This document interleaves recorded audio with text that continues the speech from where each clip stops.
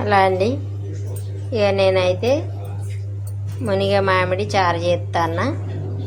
ఒక 2 మునిక్కాయలు చిన్నవి ముక్కలు చేసుకున్నా, ఒక 2 చిన్న మామిడికాయలు ముక్కలు చేసుకున్నా, కొన్ని పండు మిర్చి.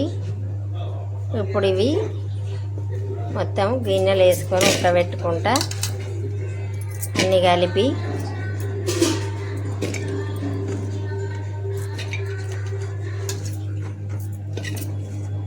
అన్నీ కలిపి కొన్ని వాటర్ పోసి మెత్తగా ఉడకబెడతా. ఇప్పుడు స్టవ్ వెలిగించుకొని కొన్ని కాయ మునిగేటట్టు వాటర్ పోసిన పొయ్యి మీద పెట్టుకుందాం. సిమ్లో పెట్టి ఉడికిస్తే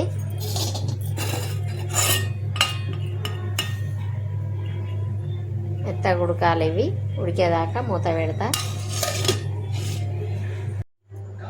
మునక్కాయ, మామిడికాయ ఇవన్నీ ఉడికినాయి. మెత్తగా గుజ్జు గుజ్జు చింతపండు పిసికినట్టు అయితే పిసుకుతాన్నా.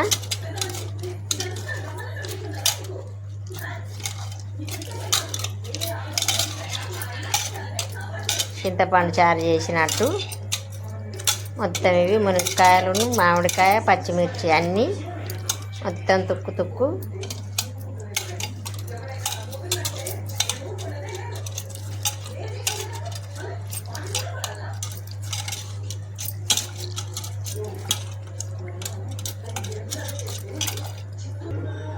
చింతపండు పిసికినట్టు పిసికిన.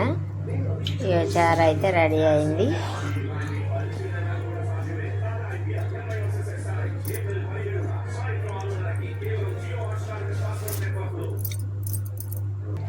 పిప్పి మాత్రం ఇట్లా మిగిలింది. చింతపండు గుజ్జుల పిప్పి ఎట్లా మిగులుతుంది, ఇది అట్లనే మిగిలింది. ఒక ఉల్లిగడ్డ, 3 టమాటాలు, నూనె అయితే పొయ్యి మీద పెట్టుకున్నా, ఒక 2 ఎండుమిర్చి,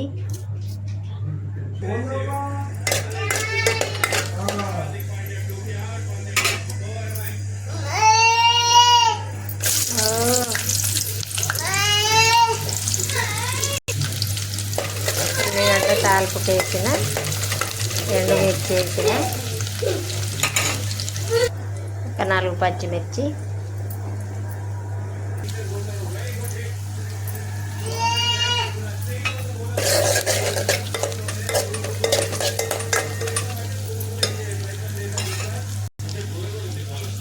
కరివేపాకు తాలింపుకు,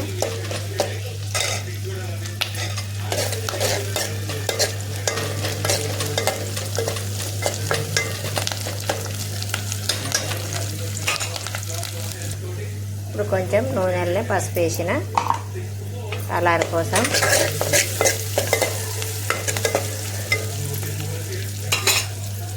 ఇప్పుడు టమాటాలు వేస్తా.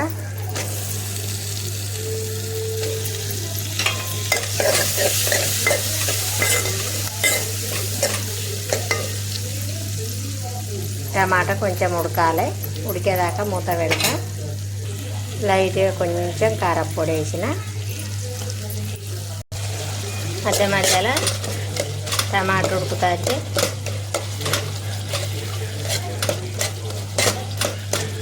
ఇట్లా తుక్కు కలుపుకోవాలి. ఇప్పుడు టమాటా కూడా అంతా గుజ్జు గుజ్జు ఉడికింది. ఇప్పుడు చారు పోసుకుందాం.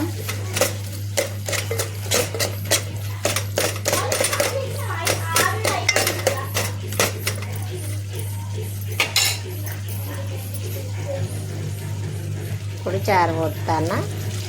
మామిడి మునక్కాయ చారు రెడీ. పిల్లలకు మునక్కాయలు తినరు కాబట్టి మాకు చెట్టు ఉన్నది. ఎట్లా తినాలి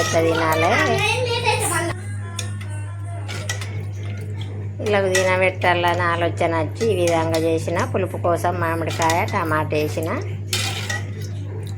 మునగకాయ ఉటత్తది కదా కొంచెం, అందుకని పులుపు కోసం ఒక మామిడికాయ ఉడకబెట్టిన,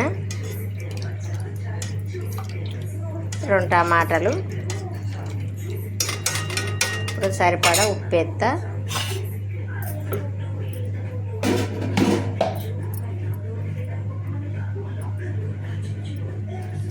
ఉప్పు, కోసి పెట్టుకున్న ఉల్లిగడ్డ ముక్కలు, కొంచెం మసిలితే చారు అయిపోయినట్టే. ఇప్పుడు కొంచెం కొత్తిమీర,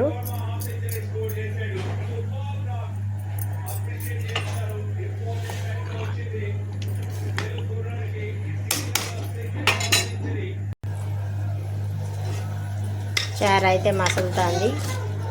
టేస్ట్ చూస్తేనైతే మస్తు ఉన్నది.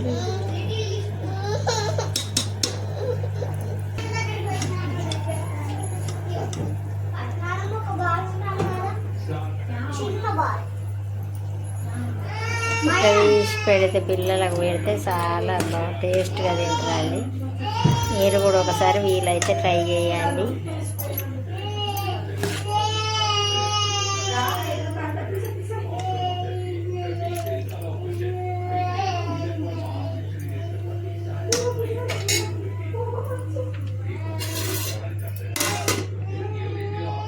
బాయ్ అండి.